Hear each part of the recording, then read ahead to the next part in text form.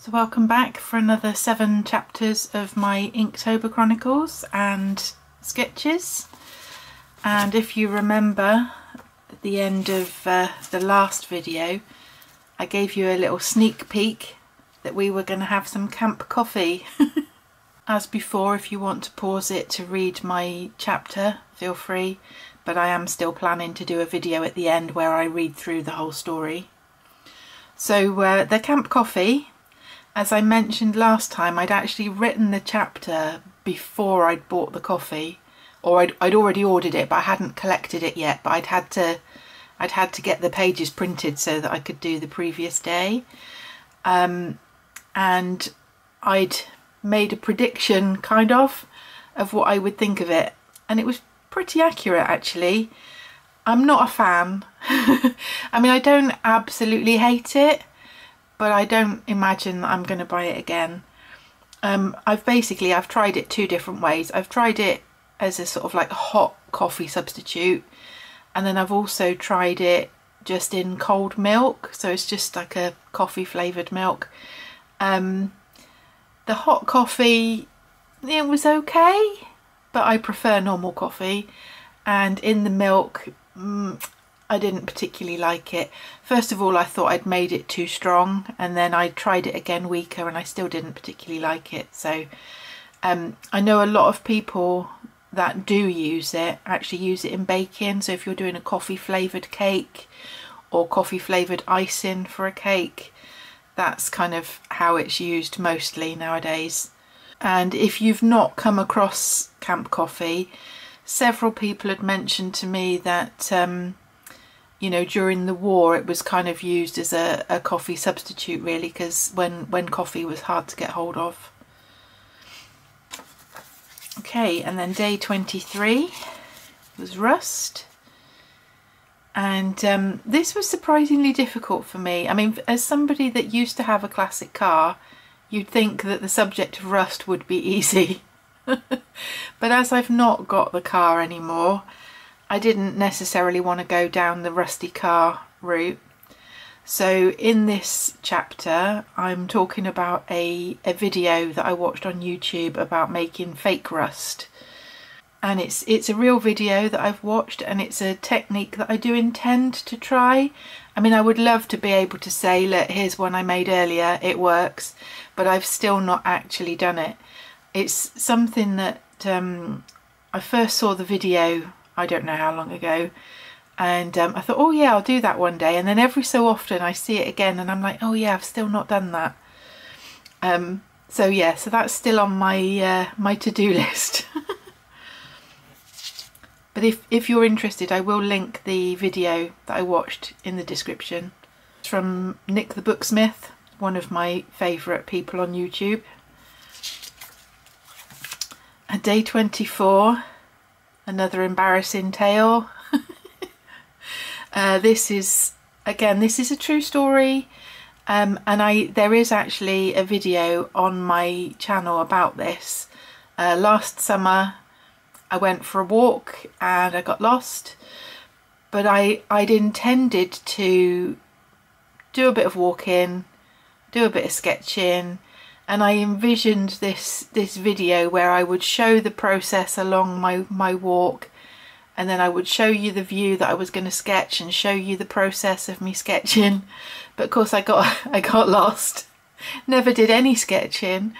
But because I'd already started filming little clips for the video, I turned it into a video anyway. So I will link that if you're interested to see the actual real life version of what I've written about in this chapter.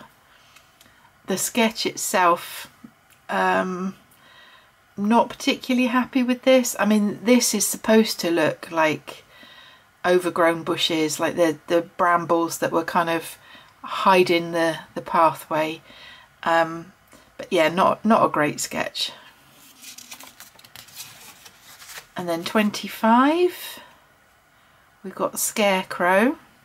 And in my story, I've been looking online at Longleat Safari Park, and at this time of year they've also got a Scarecrow trail. So that's real. That is actually happening in the real world.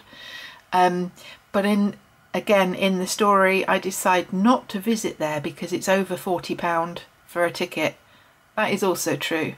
And that would also definitely put me off going. You know, for one person to go for a day for £40, you know, I just can't justify that kind of cost. And I have been to Longleat when I was a child, but I'd love to go again, but not at £40. You know, and if you're going to go with somebody else, you know, it's £80, then you're easily £100 by the time you've added in, you know, just a couple of cups of tea and cake or whatever. It's just crazy price. Anyway, enough about the money.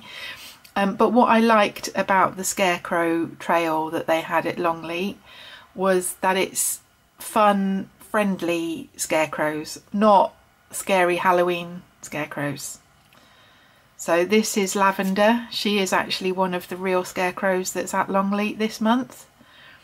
Obviously I didn't see her in person, just from photos online. And then chapter 26. This is another one where I wasn't quite sure what to do. So basically I've written a story that my camera broke, and this is actually the camera that I'm using now to film this video. So the camera's not broken, it's working fine, I hope. Not particularly happy with this one. The camera looks all sort of twisted, and yeah, I don't know what's going on with that perspective there, but I'd sketched it out in pencil first, and I'd rubbed it out and retried it and rubbed it out so many times, and in the end I'm like, I'm just going for it. It's going to be wonky, but there you go. And then day 27. I really like this one. This is basically just an excuse to write about one of my favourite films. Do you know American Graffiti? Have you seen that? It was filmed in 1973, but it's actually set in 1962. And it's basically just a bunch of American teenagers driving around. You know, the guys picking up the girls, and it's just one of those films that the soundtrack and the cars, and I just love it. Like, it always cheers me up. But towards the end of the film there is a race on Paradise Road, so that's why I chose this for this day where the theme was road. It is kind of funny though that this sketch where the theme is road, like the main purpose of this is supposed to be the road, but the road I've just left white. It's just bare paper for where the road is, because I didn't want to fill in all that road dark. I actually just wanted the cars to stand out, including this one upside down on its roof. And then today we've got another made up story, but it is the kind of thing that I'm likely to do. In this one I plan to go to the cinema with a friend, and we're sort of thinking about, have a hot dog when we're at the cinema. And then when we looked at the list of films that were available, like, there was nothing that we wanted to watch. Now that does happen to me quite often when I think, oh, I've not been to the cinema for ages, let's have a look, see what's on. And I look at what's on and I'm like, nah, don't fancy watching any of them. Or at least I don't fancy paying to watch any of them. Like, if it was just on TV, maybe I would watch it, but I don't want to watch it enough to go and pay. But because we'd been talking about going, and we'd been talking about having the hot dogs, in the story we go to the cinema just to buy a hot dog and then go off about our day. So that is the sort of thing I'm likely to do once I've got it in my head that, like, I fancy a hot dog.